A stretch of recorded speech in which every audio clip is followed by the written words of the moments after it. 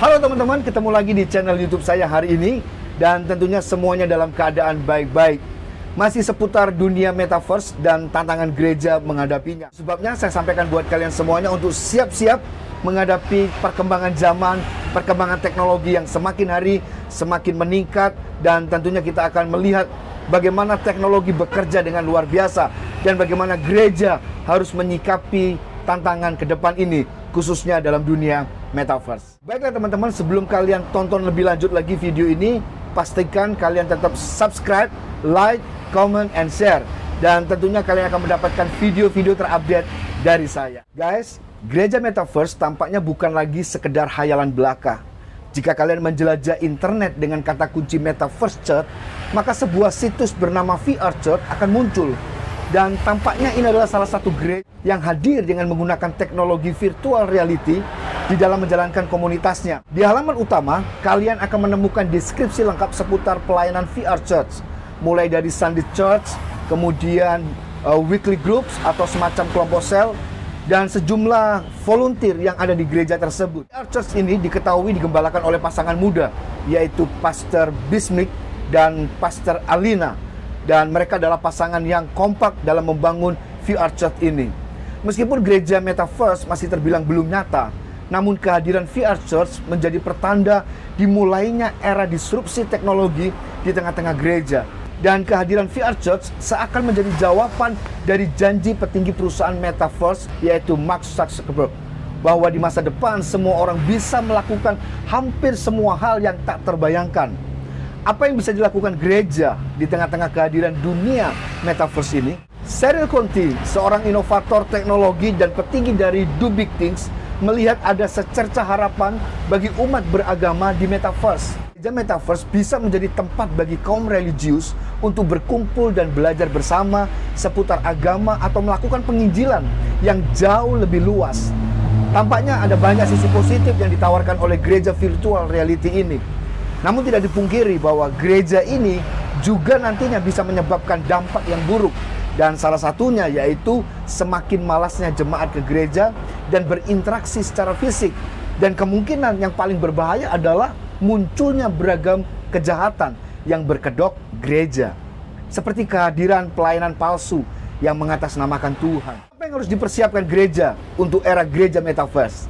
Meskipun prediksi kehadiran virtual reality masih menunggu 5 atau 10 tahun ke depan, namun gereja sudah harus mulai bersiap-siap. Dan hari ini ada 3 hal yang harus dipersiapkan gereja sejak saat ini untuk menyambut gereja metaverse. Yang pertama, yaitu adalah menanamkan identitas yang benar kepada orang percaya. Konsep daripada virtual reality adalah pengguna bisa tampil dengan avatar sendiri, sesuai dengan apa yang mereka sukai. Tentu saja para pengguna diberikan kebebasan untuk menjadi versi diri mereka sendiri.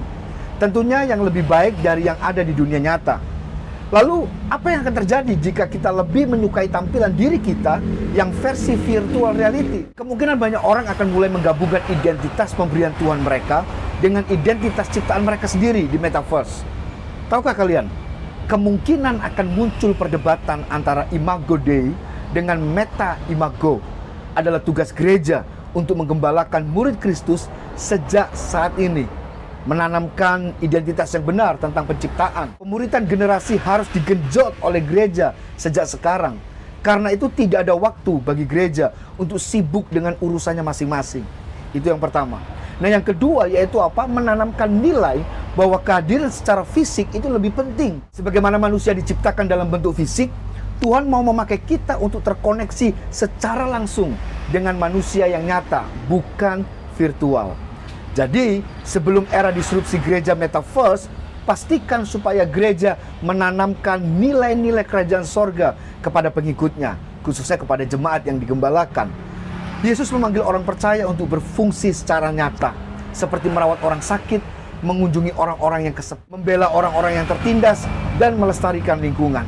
Nah, nilai tentang terkoneksi secara fisik itu jauh lebih dibutuhkan oleh manusia fisik, di mana setiap orang itu bisa saling menatap mata, berpelukan, dan tinggal bersama. Itu yang kedua. Nah berikutnya yang ketiga yaitu mengingatkan bahwa manusia itu terbatas. Virtual reality mungkin akan menawarkan pengalaman di mana penggunanya bisa melakukan semua hal yang mereka inginkan, persis seperti Tuhan. Tapi apakah Tuhan memang menciptakan manusia secara adikodrati? Hanya Tuhan yang mampu melakukannya. Tuhan menempatkan kita di dunia di mana kita diinginkan untuk bertumbuh lewat sebuah proses. Kita memiliki komunitas kecil di sebuah kota kecil, mengikuti sistem yang ada dan ikut menjadi bagian dari sebuah lingkungan. Dan tentunya Tuhan tidak menciptakan kita untuk bisa menjadi apapun yang kita mau. Tapi Dia mau menjadikan kita itu sesuai dengan rancangannya. Walaupun kita tidak tahu persis apa yang akan terjadi di masa depan. Namun ketika gereja mulai memperlengkapi jemaatnya dengan 3 hal di atas, maka gereja yang yang diinginkan Tuhan untuk hadir di dunia ini akan terus bertumbuh. Sekalipun gereja akan terus beradaptasi dengan teknologi, namun setidaknya gereja tetap mempertahankan identitasnya sebagai tubuh Kristus yang siap di akhir zaman. Kemudian turunlah hujan dan datanglah banjir. Lalu angin melanda rumah itu. Tetapi rumah itu tidak roboh sebab didirikan di atas batu. Matius 7 ayat 25. Dan ini yang menjadi pondasi dalam kehidupan kekristenan kita. Dunia boleh berubah. Teknologi begitu berkembang dengan begitu cepat. Metaverse akan datang dan mungkin sekarang sudah datang. Tetapi sekali lagi panggilan gereja dalam setiap kehidupan kita pribadi lepas pribadi itu menjadi tanggung jawab kita untuk apa? Untuk terkoneksi satu dengan yang lainnya. Sehingga ketika kita dibangun di atas batu karang yang teguh, yaitu Yesus Kristus, maka bentuk apapun yang ada di depan kita nantinya, kita akan tetap karena pondasi kita ada di dalam Kristus Yesus. Saya berdoa hari ini, biarlah sekalipun muncul VR Church atau Metaverse, dunia yang baru dengan pengalaman-pengalaman yang baru, saya berdoa biarlah iman kita tetap teguh, iman kita tetap kuat di dalam Kristus Yesus. Biarlah kita menyambut dunia Metaverse bukan dengan pesimis, tapi dengan optimis. Kita menyikapinya dengan sikap yang positif, karena kita tahu bahwa roh yang ada di dalam diri kita lebih besar daripada roh yang ada di dunia ini. Baiklah teman-teman, kalau kalian dapat sesuatu dari video ini, jangan lupa untuk tetap subscribe, like, comment, and share. Dan sekali lagi, pastikan kalian juga akan mendapatkan video-video terupdate dari saya. Sampai ketemu lagi.